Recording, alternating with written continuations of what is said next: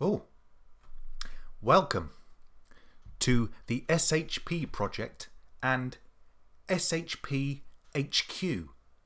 Now, what does SHP stand for? Well, it's taken from my book, The Self-Harming Pacifist, in which I discuss and explain and explore my journey through depression and various mental health labels. And specifically, I talk about my self-harming episode, which I went through.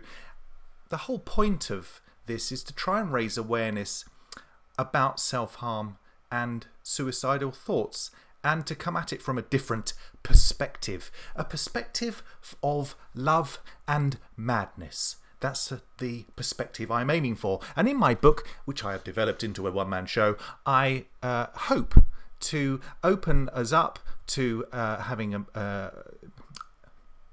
funnier conversation about it, and to sort of take responsibility for who we are, what we do, our thoughts that we have, and that we are all essentially mad, because when you look at it, the world is a little bit mad, isn't it? And it's no wonder that we are reacting to it with our emotions. You see, we are wonderful emotional people. We are emotional creatures. We are beings of emotion. And the idea that we should be suppressing those emotions because they don't fit into someone's version of the world, or a society's version of the world, I think is a little bit ridiculous in itself. And it's no wonder that there are more people who are being diagnosed or who are being recognized as emotionally unwell, I suppose. But now, of course, we're labeling it mental health and we're labeling it everything else. It's about our emotions. And in the SHP project, I encourage us to use our imaginations. I encourage us to find balance in ourselves with the dark and the light, yin and yang, in order to fully realize who we are and realize that we are responsible for who we are and for what we think and for what we do. Maybe we can't control our thoughts, because our thoughts always pop in and out, blah, blah, blah, blah, blah, blah, blah. It's like a constant 24-hour news feed, but we can control our actions and reactions. Therefore, in this series of videos, I can't even say it. Let's get the right teeth in, shall we? SHP Project. The SHP Project here from SHP HQ. Then I will explore my own idea of being slightly off the wall, having been labelled slightly eccentric. This is also explored in my podcast, which I do with Mark Clifton, called The Outsiders, where we explore how it feels to be outside of social norms. You know, we're in a world of labels, aren't we? I mean, this t-shirt is labelled. Everything's labelled. This microphone's labelled. I'm labelled. I don't know how many labels I've got. Actually, be interesting to find out. There must be one for each person that I know who has a label to categorize me, and I probably have them for everybody else as well. I guess we do it naturally, don't we? It's like, you know, it's like we're a book on Amazon and we got to be labeled fiction, and then fantasy, and then I don't know, lesbian and gay fantasy. I don't know, anything. Could be anything. I don't know what I would be. Probably be unavailable. Anyway, free. Anyway, let's begin with this first exploration into how I feel, and I've written it down on a piece of paper because this is part of my show, you see, and I'm offering you a snippet of my show. Ooh, don't touch that. I was simply reaching for my tea. Okay. Albert Camus, you know him, don't you? You know him. He, famous philosopher and writer. Anyway, he once iterated today that every day we wake up and it's our choice whether to live or die. And that's the first choice that we make. And I think that's absolutely true. And when I was feeling in my depressive funk, no, not that kind of funk, you know, the downward funk. It would be like some waiter was coming into my room and he'd be like, "Oh, well, sir, your choices for today are included, but are not limited to sit and sulk, personal favourite of mine, sir. Prepare a ritualistic sacrifice of your own life. Lie in bed and then slip slowly into a funk of guilt. Beat yourself with guilt or with more guilt. And get off your ass and try to live life. And of course, you could have your usual choice of condiments with that, sir. What did I choose? What I must have chosen to get up off of my ears and get on with life. We're all puppets, you see, because we are all puppets. And when you see us as puppets, yeah, it kind of makes you wonder where the hand goes. Anyway, what is ego? Well, we all have an ego. Some of us have a bigger ego than others. Conservative Party members.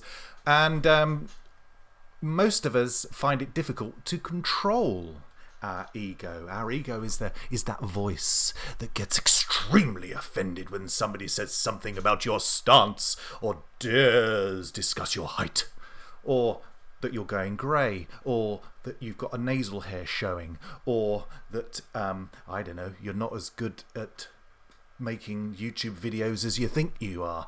That sort of thing. Ego. It's that voice of doom. Let me tell you what I've written. Let me read you what I've written. It's right here. It's right here. Ego is that voice of doom that reminds you that you are shit.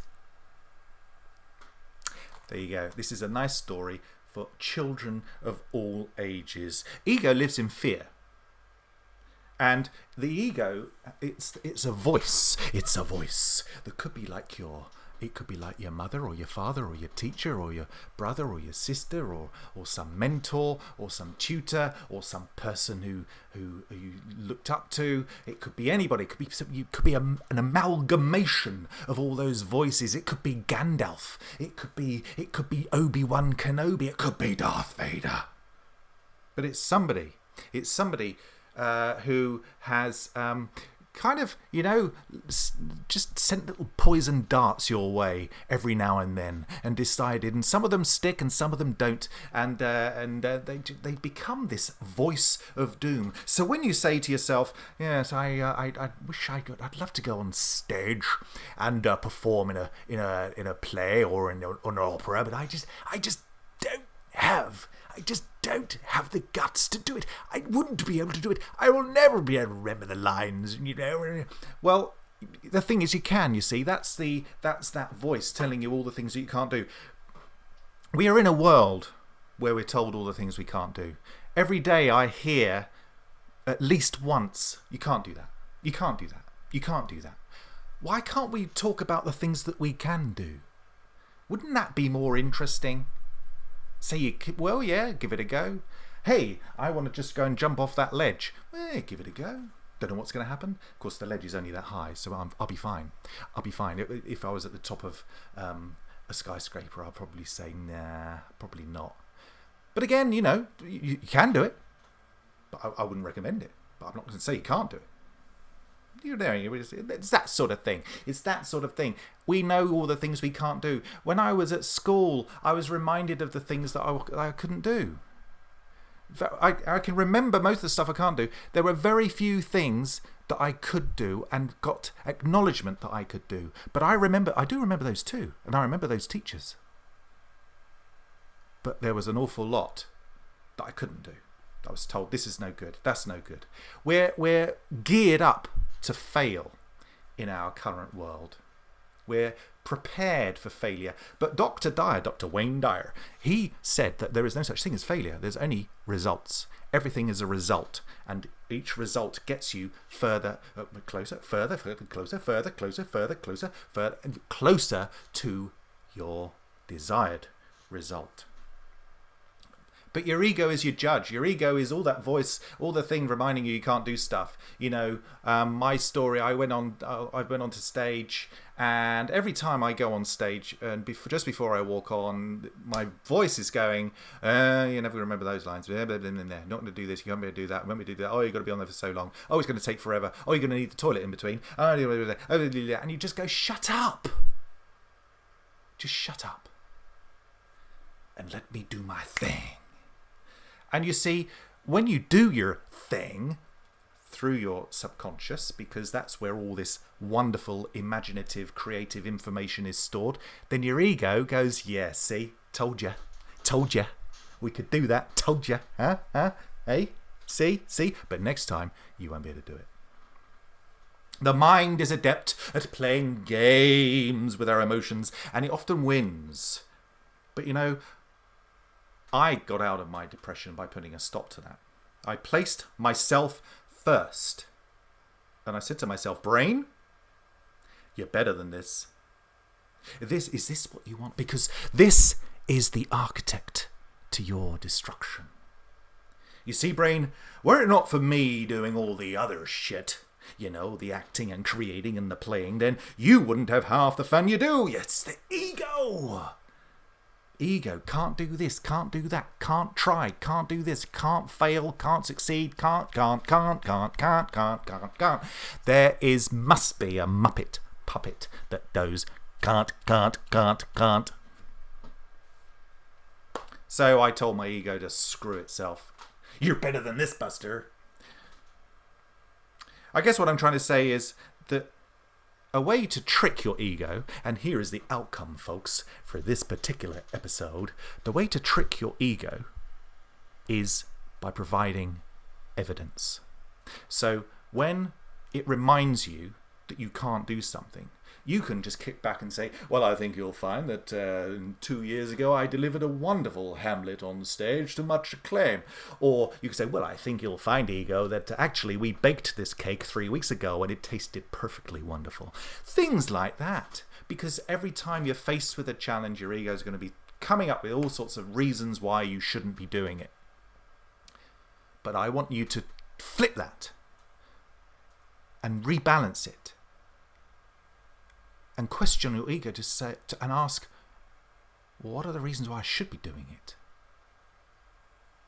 What's an outcome if we get it right?